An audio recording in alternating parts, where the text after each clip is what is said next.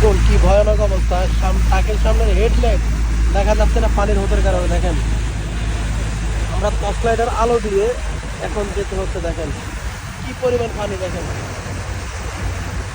Light পর্যন্ত পানির নিচে ডুবে গেছে। দেখেন কি ভয়াবহ অবস্থা। দেখেন দেখেন লাইটের আলো, এখন এই জায়গায় পানি একটু কম আছে সেজন্য লাইটের আলো দেখা যাচ্ছে। দেখেন আবারও সামনে পানি বেশি আছে, তখন লাইট দেখা যাবে না। দেখেন কি ভয়াবহ অবস্থা। দেখেন লাইটের আলো আবার নিভে গেছে। দেখেন এই বাইরের অবস্থাটা দেখেন, হুন্ডা দেখেন বাইরের হুন্ডা কি অবস্থা, হুন্ডা ডুবে গেছে। দেখেন কি অবস্থা, সরাসরি দেখুন কি অবস্থা, কতটুকু পানি এবার বুঝে নেন। ভ্যান গাড়ির দিকে ফলো করেন আপনারা। দেখেন লাইট আবারও পানির নিচে, ট্রাকের লাইট আবারও পানির নিচে। দেখেন এবারে খুব কষ্ট করতেছে,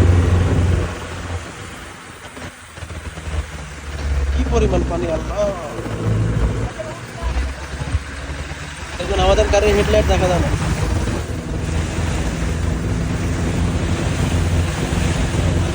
খুবই ভয়াবহ অবস্থা। দেখেন ভাই পানি বাড়ছে বাড়ছে, কিন্তু পানি এত আসলো না, প্রচুর পানি বাড়ছে।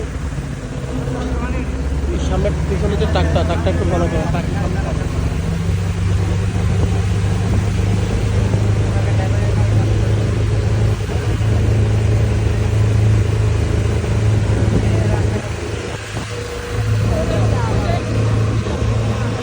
ভয়াবহ রাস্তা। দেখেন এত পরিমাণ পানি আর পানির হোত নিজের চোখে দেখলেই বিশ্বাস করতেন ভাই। ফেনীর অবস্থা খুবই খারাপ, খুবই খারাপ ফেনীর অবস্থা। দেখেন মানুষ দাঁড়ায় আছে প্যাকেটের জন্য, পানির জন্য।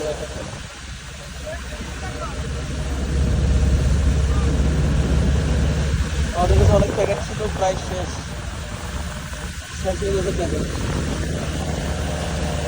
ভয়াবহ অবস্থা।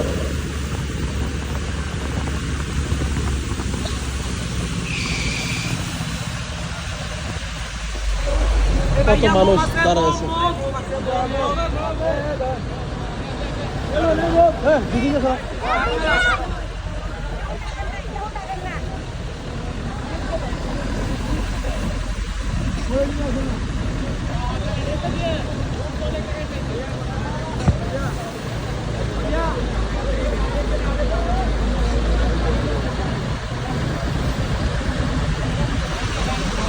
দেখুন যদি রাস্তার মধ্যে এতটুকু পানি হয়, মানুষের বাড়ি ঘরের মধ্যে তাহলে কতটুকু হতে পারে আপনারা ধারণা করেন।